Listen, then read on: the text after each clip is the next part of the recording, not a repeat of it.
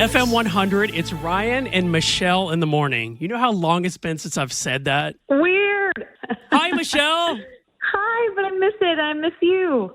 I miss you too. It's crazy. I can't believe what we're talking about today. It's an end of an era. And you were a big part of it. Yeah, looking back, I started at FM100. I moved to Memphis back in 2012. I was doing mornings with both Ron and then you, Ryan, until 2021 of April, I believe, and was also the music director. So almost 10 years at the station. Yeah, you had a good run. So I want to ask you this. You did mornings with Ron before you worked with me. What is one of your favorite memories working with Ron in mornings? Oh, gosh, you're going to do that to me? It's crazy because, I knew no one in Memphis. And I just want to say real quick that not just the people in the city, but our FM100 community, our listeners took me in and made me feel so welcome when I moved there.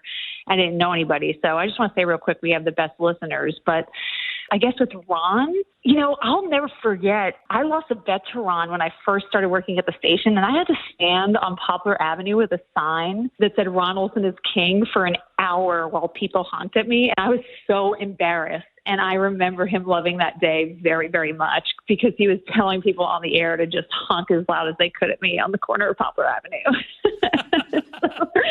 so that's one of my very first memories that I have, not just with Ron, but just on the air at FM100 in general. I don't think you and I did anything that crazy, but I do remember the one morning that you went out on a street corner there in Germantown on Poplar holding up a Listen to Ryan and Michelle sign. It sounds bad, but thinking about it, I did a lot on Poplar Avenue, actually. Yeah, that was on the corner of Poplar and Ridgeway. You were on a lot of street corners around Memphis. It's funny you say that, too, because I remember silently dancing to music, and I remember my husband, Mark, got phone calls from friends saying, I think I just saw your wife dancing on a street corner, and we still laugh about it until this day.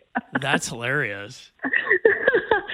And look, of course, there's all the other stuff, too. Like, I think about all the fun events and the listener lounges we did over the years. Like, when I first started, we had so many great ones from Johnny Resnick to Colby Calais, Andy Grammer.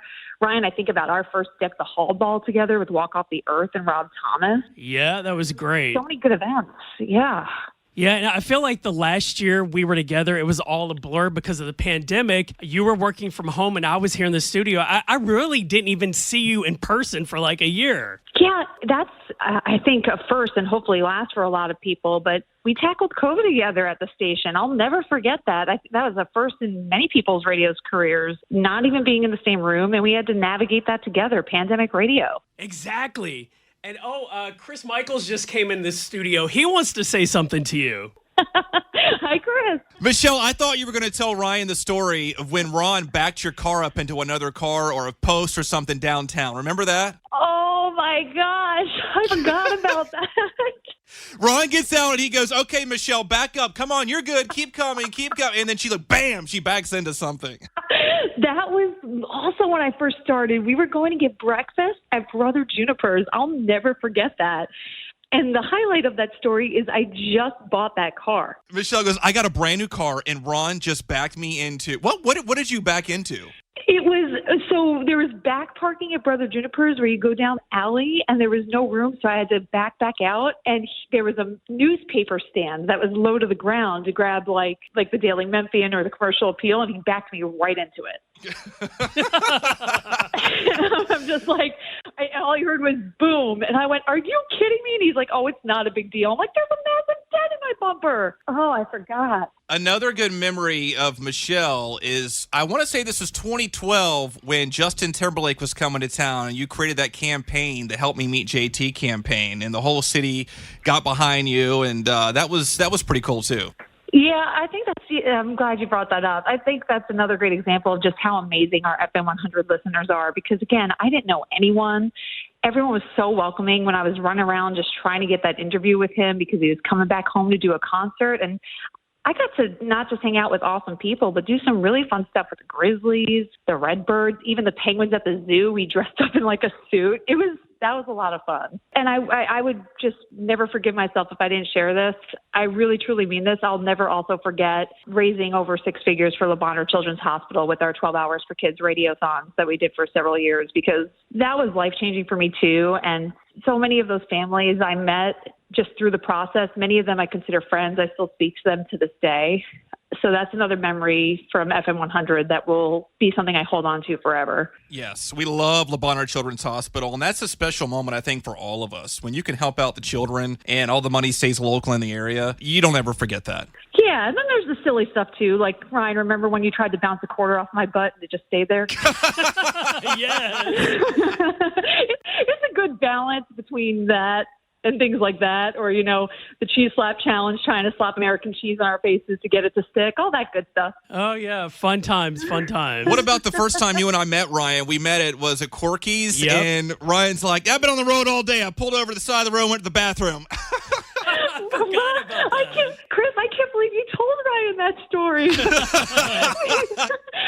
Chris was like, do you think that that's strange? And I'm like, no, he had to go. I really had to go. I was about 50 miles out of Memphis, and there was not a bathroom around. So I'm like, I'm just going to pull over here on the side of the road and just do my deed. Yeah, and Michelle goes, well, you know what? Hey, he's going to be an open book, so, yeah, it'll be good. It'll work out. Yeah, I'm like, Chris, when you got to go, you got to do what you got to do. And he did what he had to do.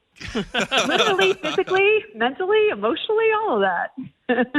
All right, not to keep piling on, but I got another story, Michelle. See if you remember this one. Okay. It was the time that we went to the Bruno Mars concert. Oh, no. My daughter had just been born recently, so my wife and I went out to eat before the Bruno Mars show. It was the first time we'd been out in a very long time, probably at least a year. So we're at dinner. I get a text from you, and you say, did you pick up your Bruno Mars tickets? And I said, no, not yet. I'm at dinner. And you go, I'm in the nosebleeds. I'm all the way up top. Where's yours? Let me know when you get there. So I get there, and my tickets are in 115. I got like great seats right next to the stage. I knew you were going to bring this up. Yeah, Michelle's like, so where's your seats? And I say to my wife, I go, I don't know what to say. I don't know how to answer this. And I'm like, do we give them to Michelle because it was your birthday that day?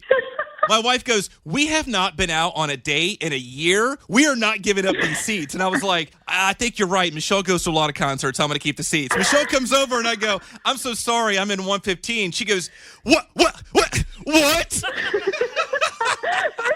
First of all, I knew you were going to bring this up. Second of all, I'm going to start by saying that makes me sound awful. I'm thankful to just have tickets and be in the building. But that being said, I was like, come on, Chris, it's my birthday. You're not going to give me seats for my birthday?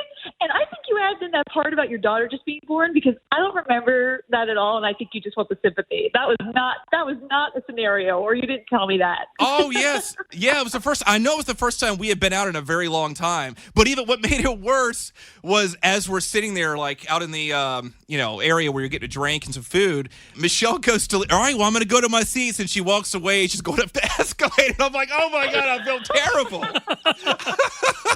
I was terrified to even post a picture or a video from that show. I was like, Michelle will see this and get angry. I'm not even going to post anything. I'm like, I'm doing social media for the station. He can post all the pictures that day. He can handle that responsibility for the night. Yeah. Let me tell you, Ryan, I didn't let that didn't get let down for like 2 years. Every concert after that, Michelle's like, oh, remember Bruno Mars? Oh my goodness. Well, I'm glad you got to see it because I couldn't. She was behind the speaker up top. Yeah, with a nosebleed. It was actually really fun because we had a dance party all the way up in the bleachers. I'll never forget that show. Well, hey, Michelle, we're going to let you go, but we did want to make sure that you were a part of celebrating FM100 today. And thank you for including me. Of course, I appreciate that. Bye. Oh, that was hilarious. Oh, good memories right there.